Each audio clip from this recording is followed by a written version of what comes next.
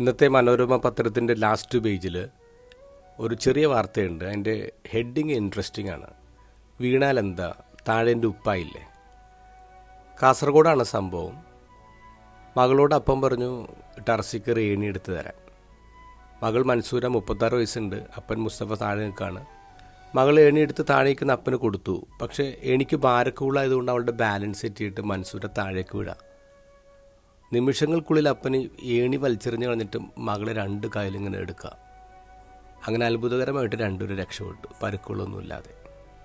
തീർച്ചയായിട്ടും മൻസൂര തൻ്റെ ഫേസ്ബുക്ക് പോസ്റ്റിൽ സ്റ്റാറ്റസ് ഇടാൻ പോകുന്നത് ഫീലിംഗ് ബ്ലെസ്ഡ് എന്നായിരിക്കും. ഫീലിംഗ് ബ്ലെസ്ഡ് എന്നത് ഗോസ്പലിൽ ഈശോ പറയുന്നത് അഷ്ടസൗഭാഗ്യങ്ങളെക്കുറിച്ചാണ്.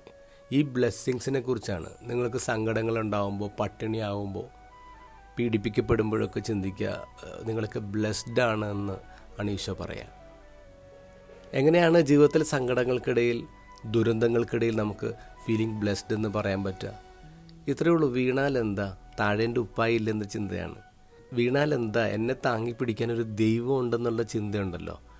ആ ഒരു ചിന്തയുണ്ടെങ്കിൽ എത്ര സങ്കടങ്ങൾക്കിടയിലും ഫീലിംഗ് ബ്ലെസ്ഡ് എന്ന് പറഞ്ഞ് സ്റ്റാറ്റസ് ഇടാൻ പറ്റും നമുക്ക്.